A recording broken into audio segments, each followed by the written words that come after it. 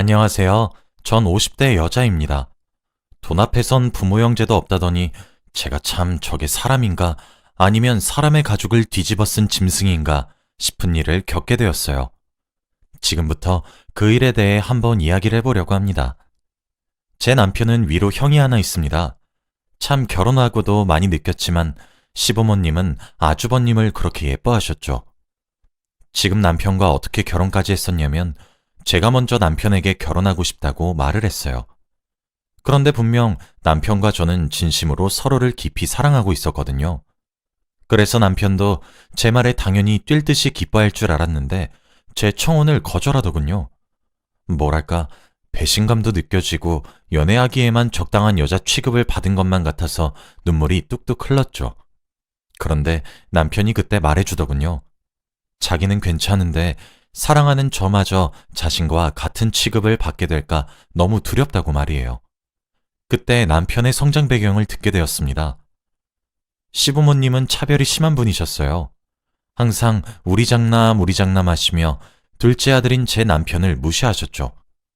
어떻게 그렇게 세세하게까지 기억하나 싶을 정도로 남편은 자신이 차별받고 자란 상황들을 명확히 기억하고 있더군요. 심지어 저희 남편은 학비까지 벌어서 대학을 갔더라고요. 진짜 아득바득 살아왔다고 했습니다. 아주버님은 공부에 흥미가 없으셨던 것인지 머리가 나쁘셨던 것인지 공부를 못했다고 해요. 시부모님이 아무리 지원을 해줘도 밑빠진 독에 물을 붓는 수준이었나 봅니다. 그러고는 제 남편에게 동생이 형보다 잘나면 얼마나 잘났다고 형의 길을 죽이냐며 명문대에 붙은 것도 형의 길을 죽인다고 반대하셨대요. 그런데 남편은 돈을 벌어 대학 졸업하는데 온 힘을 기울였던 것이죠. 그 어려운 환경에서도 남편은 성실하고 똑똑한 사람이라 우수한 성적으로 졸업했습니다.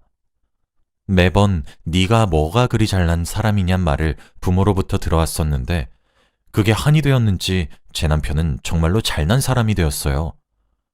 항상 밝게 웃어서 몰랐는데 그런 상처가 있던 사실을 전혀 알지 못해서 듣는 내내 가슴이 아팠죠. 저는 집에서 사랑을 듬뿍 받고 자란 막내딸이었거든요. 저는 당신만 있어도 된다고 결혼해서 행복하게 살자 설득했고 남편은 이런저라도 괜찮으면 당연히 좋다며 우린 그렇게 부부의 연을 맺었습니다. 결혼 과정도 순탄치 않았어요. 남편은 시댁에서 처음 결혼한 것이었어요.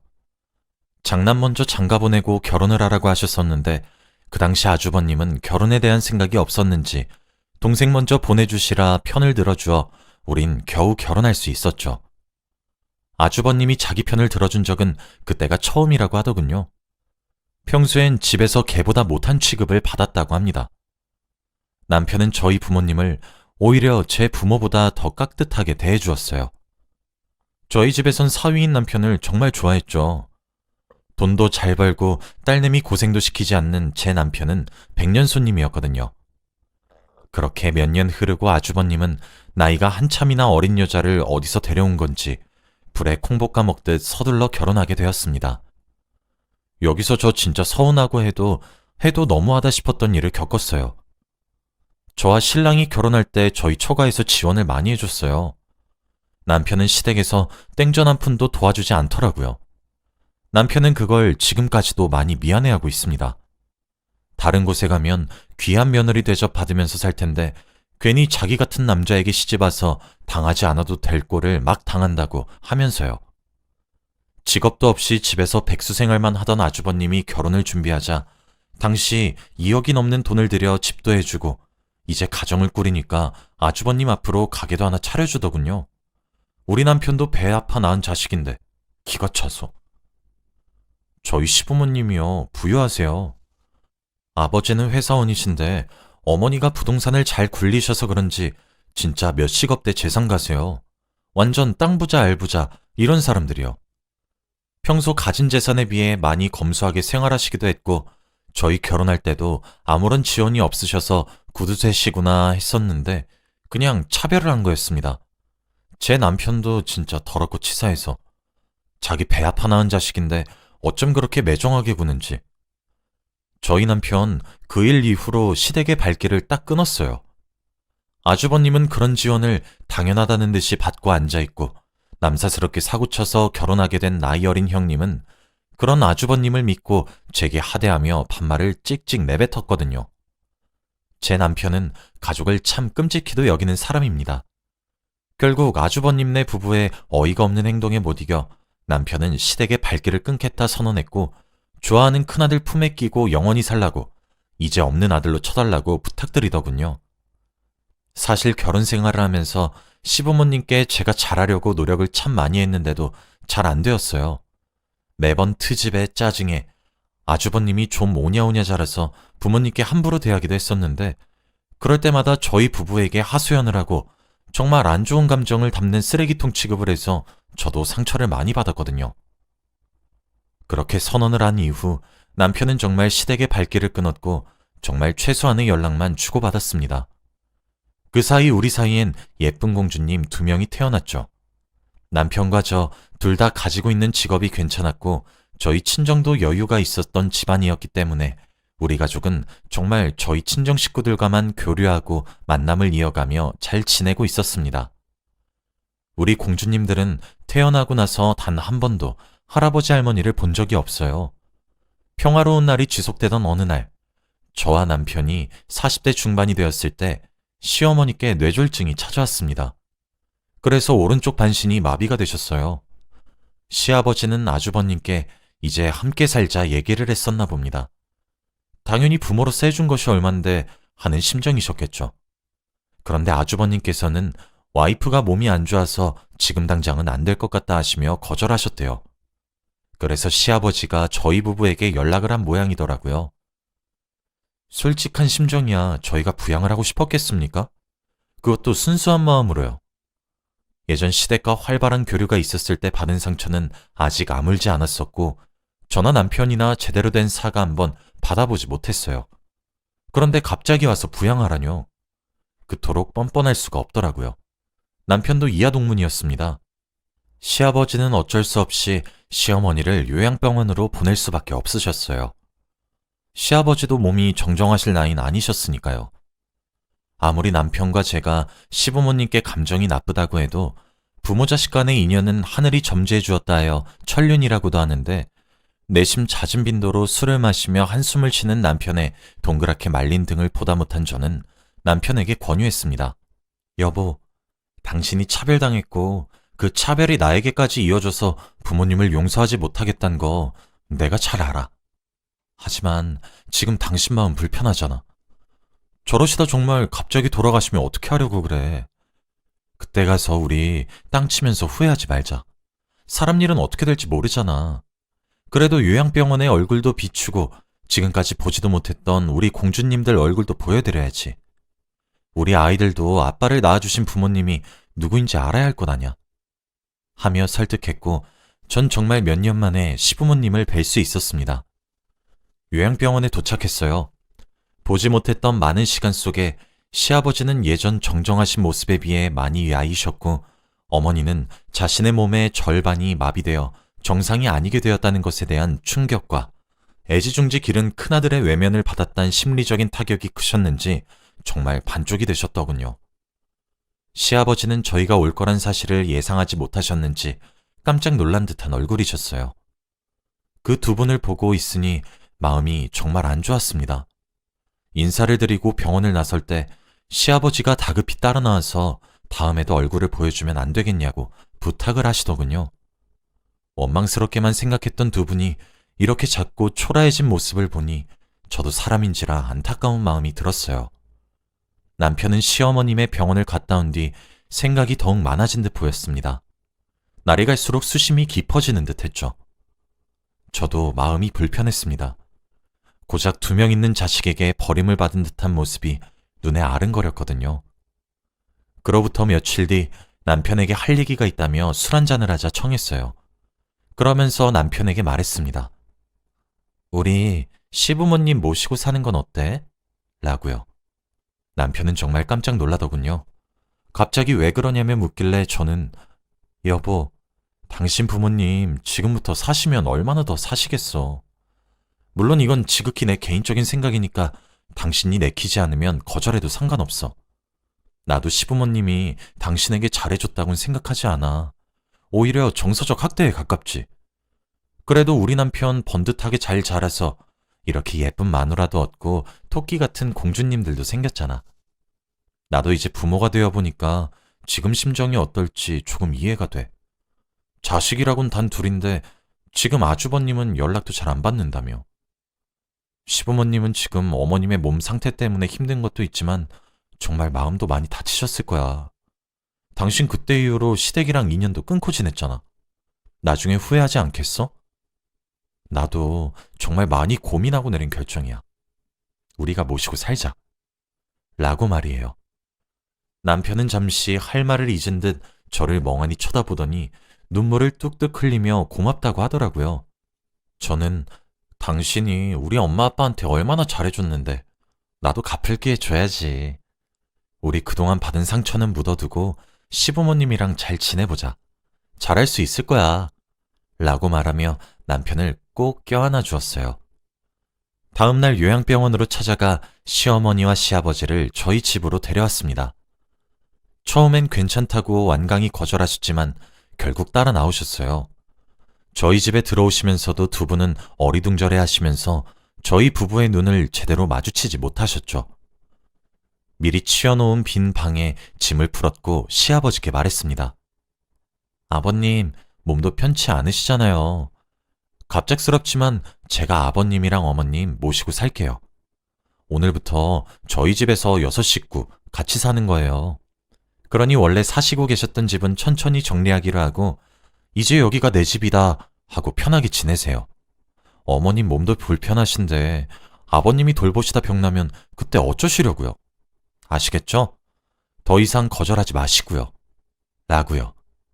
어머님은 뇌졸중으로 인해 말을 잃으셨지만 으어으어 하시며 우시는 것을 보니 고마워하는 듯 보였습니다. 시아버지는 저와 남편을 앞에 앉혀놓고 눈물을 흘리며 사죄하셨어요. 사실 그 정도 나이를 드셨고 가부장적이고 차별을 일삼았었던 부모라면 자식에게 고개 숙이는 일 자체가 엄청나게 힘드실 텐데 진심으로 사죄하시더군요. 미안해. 내가 너무 미안하다. 내가 그동안 네 엄마랑 같이 새아가랑 너에게 무슨 짓을 한 것인지 모르겠구나. 우리가 너무 멍청했어. 정말 미안하다. 정말 미안해. 하시며 미안하다는 말만 되풀이하셨죠. 아버님, 저희에게 많이 미안해하실 것 알고 있어요. 저희도 마음 상한 일이 많았기에 그 앙금은 너무 깊어서 아예 없던 일로 만들 순 없을 것 같아요. 하지만 묻어둘게요. 저는 우리 남편이 상처받았다는 이유로 나중에 후회를 할 수도 있는 일을 하는 것을 두고 보지 못할 뿐이에요. 저와 제 남편에게 많이 미안하시면 태어나서 이제 친할머니와 친할아버지의 존재를 알게 된 손녀들에게 사랑을 베풀어 주세요. 라고 달랜 뒤 남편과 시부모님 셋만 남겨놓고 먼저 방을 조용히 나갔습니다. 그렇게 저흰 급작스럽게 6식구가 되었어요. 저는 정말 순수한 호의로 시부모님을 모시고 사는 것이라 시부모님께 바라는 건 없었습니다. 그런데 아주버님은 정말 해도 해도 너무하시더군요. 뻔히 시부모님이 저희 집에 계신 것을 알면서도 코빼기도 비추지 않았어요. 가뭄에 콩이 나듯 찾아왔죠. 시부모님은 그래도 큰아들이라고 저희 눈치를 보실 필요도 없으신데도 눈치 보며 기다렸는데 와이프가 아프다, 아기가 아프다 하면서 해외로 여행이나 다니고 여행을 다녔으면 티라도 내질 말던가.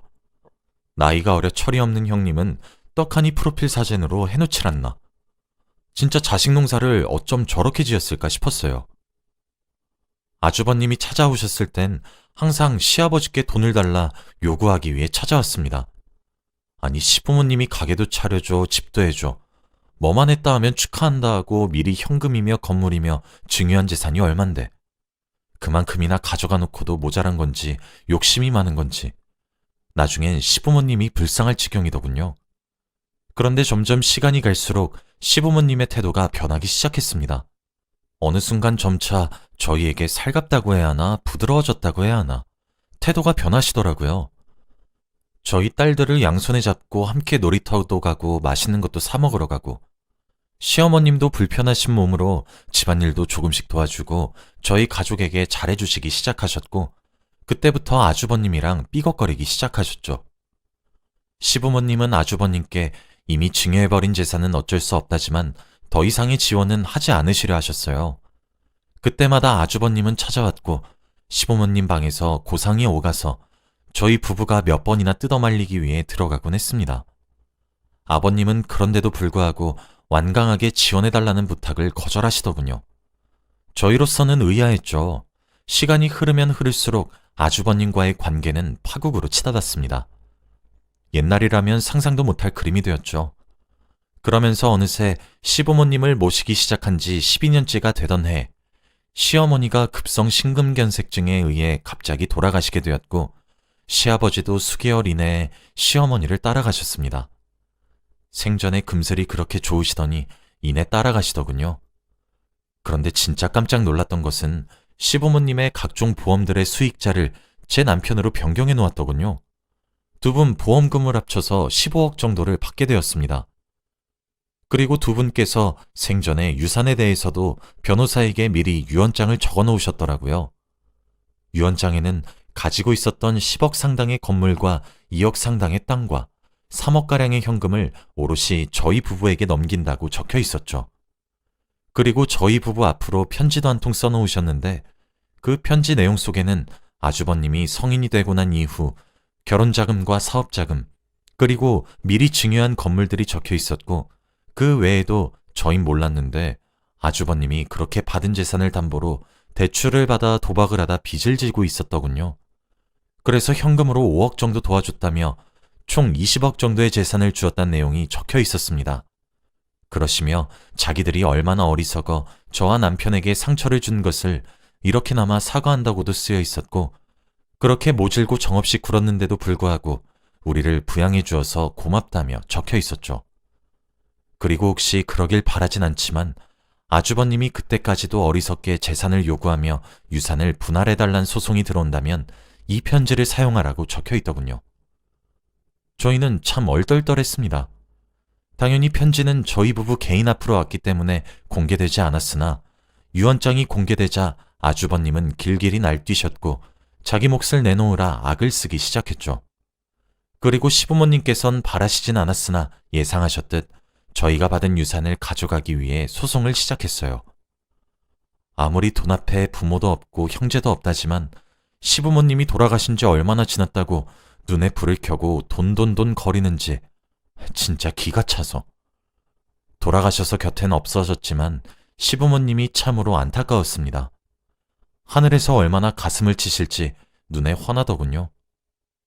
소송을 건 아주버님은 당연히 패소하셨습니다. 생전에 미리 증여해준 재산도 유산의 일부로 치부했고 미리 증여한 유산들도 증여하지 않았다면 시부모님이 들고 계셨을 재산이라 여겨 시세도 현재로 바뀌었거든요. 일단 이미 지난 시절 20억이란 큰돈을 주었기 때문에 시부모님의 재산의 50% 이상 가져갔다고 합니다. 그러므로 유언장에 나온 총 15억이란 유산은 올고지 저희의 소유로 인정받을 수 있게 되었어요.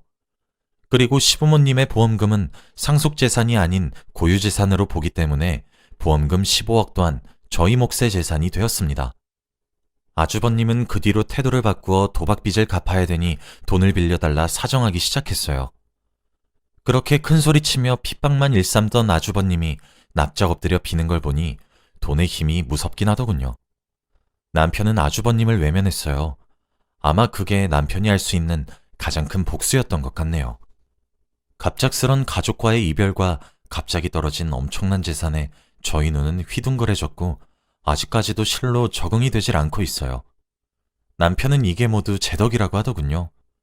평생 가슴 한켠에 원망과 미움의 덩어리를 가지고 살 뻔했었는데 제가 한 제안으로 인해 10년간 부모의 사랑이란 걸 받아보니 용서할 수 있었고 더 나아가 부모님을 진심으로 사랑할 수 있었다며 이 돈은 제 몫과 다름없다 말을 하며 제게 주었습니다.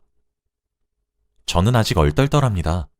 그저 사랑하는 사람이 커다란 슬픔에 빠지질 않길 바랬을 뿐인데 아직까지도 아주버님과 어린 형님은 머리를 숙이며 제게 돈을 빌려달라 간청하곤 해요.